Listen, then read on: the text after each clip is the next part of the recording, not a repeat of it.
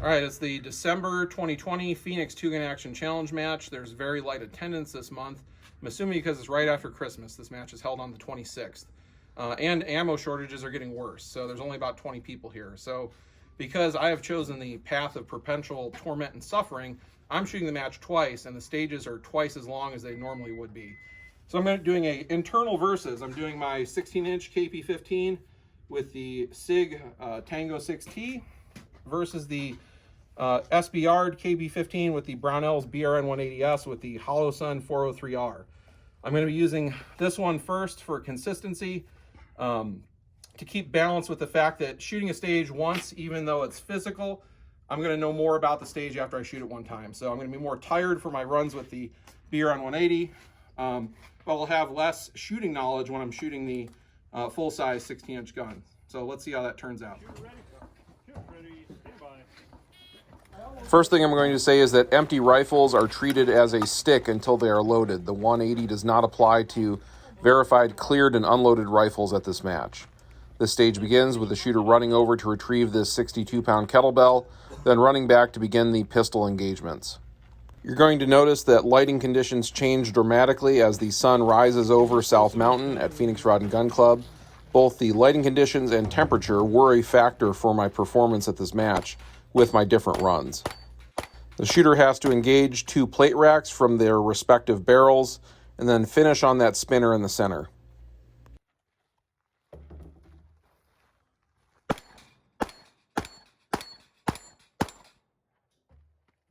I think the low temperature affected my first run through with the spinner here. As the sun comes up over the mountain, the temperature rises rapidly. But right now, I think the grease is a bit congealed inside the spinner, and it's not moving as well as it should for the amount of hits I'm putting on it.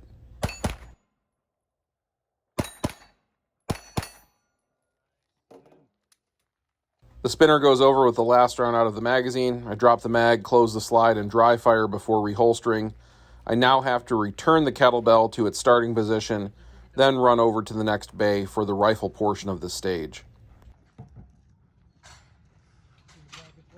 As I move over to the next bay, I bring my rifle around to the front. I'm going to pull out a magazine and be ready to load as I enter the shooting area. I have the Tango 6T set to 1 power with the red dot activated. From this area, the shooter has to engage each of these 5 targets from one of these barrels. 1 shot fired off the left side, 1 shot fired off the right side.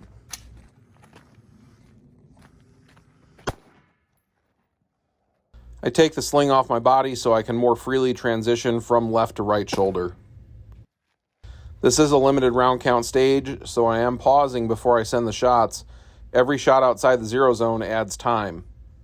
I'm also consciously thinking about which targets I'm engaging and which targets are left. If I engage the wrong target, it's going to be a substantial amount of penalties.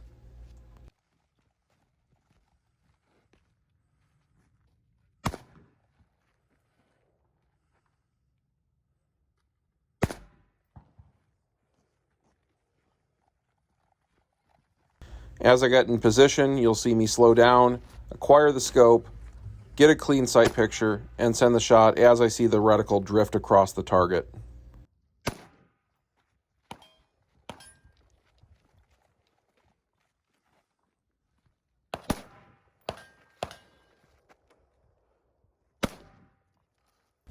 Here's a look at my hits on paper. I end up with 3 seconds added and 7 0 zone hits.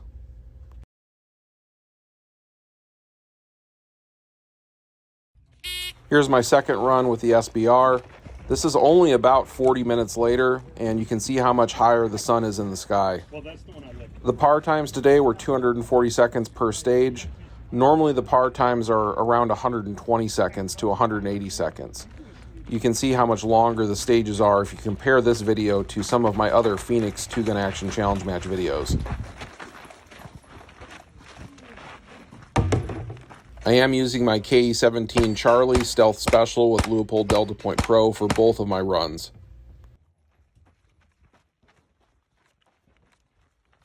You'll note that I make sure the kettlebell is fully stopped and secured before I start shooting. I definitely don't want that thing falling off and potentially landing on my foot. With the temperature rising, I can also feel my fingers better. which allows me to make better consecutive hits on the spinner.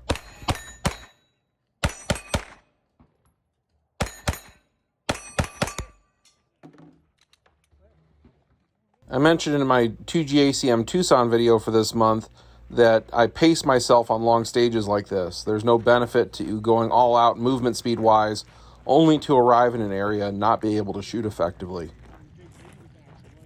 As I move to the shooting area, I unhook the sling using the QD feature. The single point sling is better than nothing, but I think it's suboptimal for these type of events.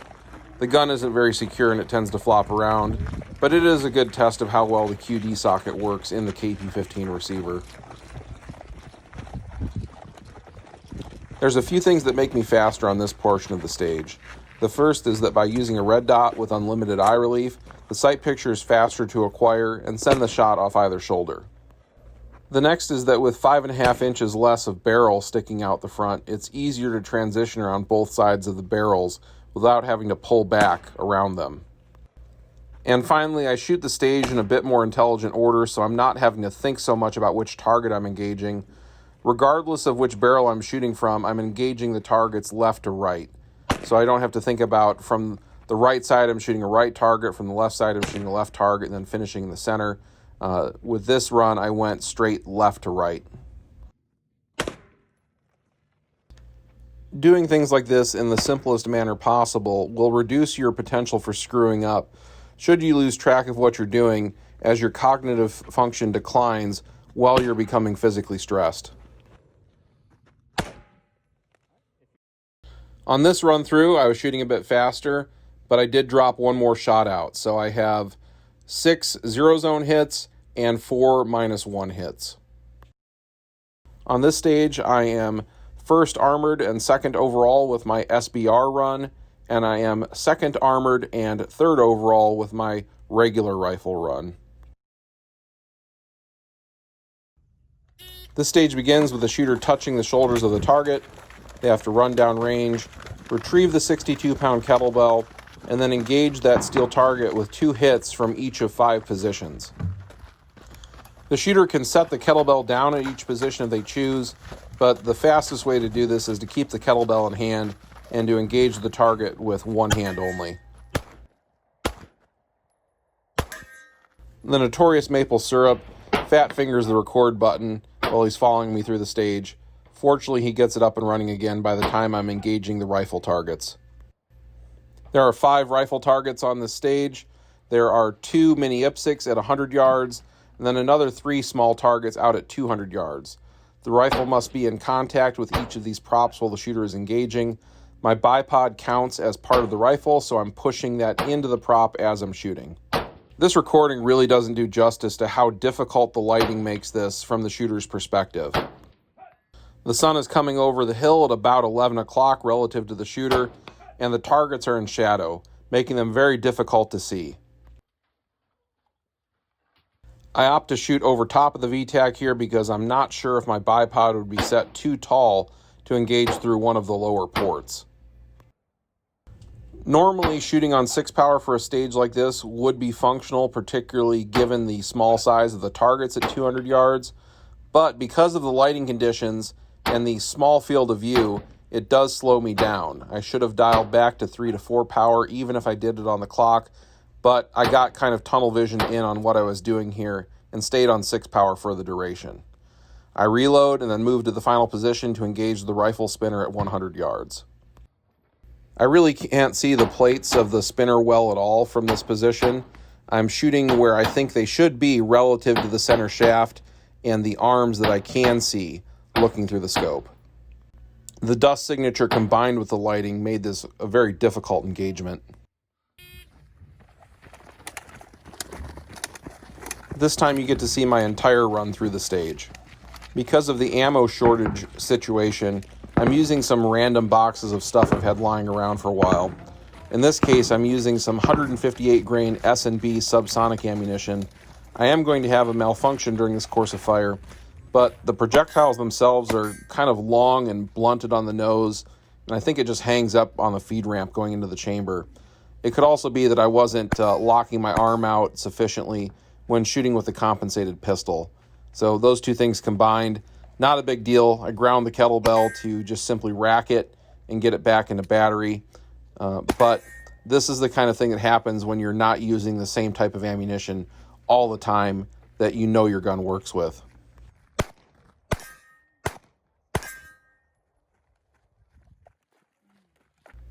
I know I need to clear the pistol after this engagement, so I ground the kettlebell, get my 2 hits, strip the mag, rack it clear, get it back in the holster after moving the SBR around, retrieve the kettlebell, and then I have to run it back to its start position.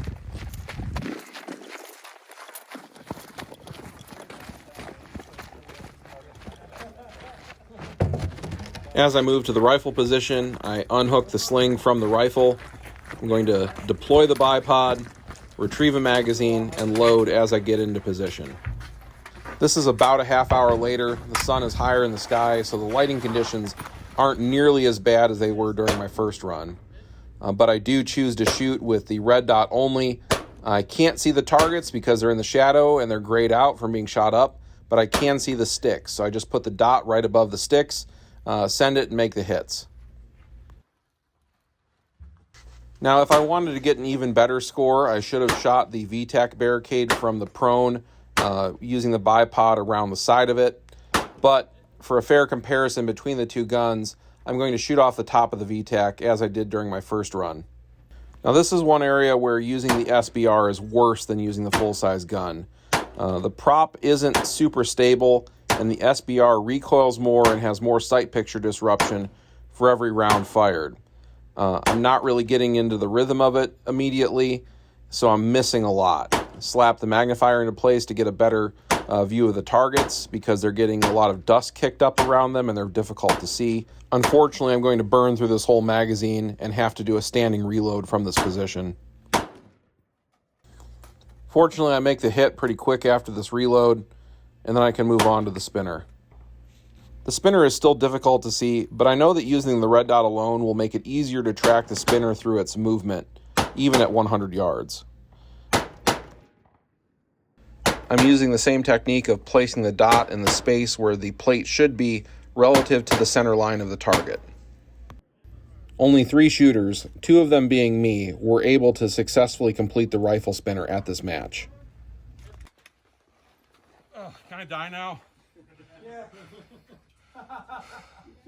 On this stage, I was first armored and first overall with my SBR run, and second armored and third overall with my regular rifle run.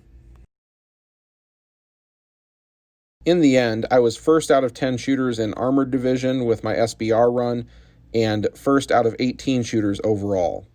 With my regular rifle, I was second in armored division and second overall. I don't think the guns themselves had much effect on my score versus the lighting conditions and temperature changes throughout the event. If I used the rifles in reverse order, I think the results would be similar in that the second run through would be better because of these factors. Though I do generally believe that a red dot is the best optic for these type of stages, limited to 200 yards or less. Thank you for watching. Come back again for more match and multi-gun competition content.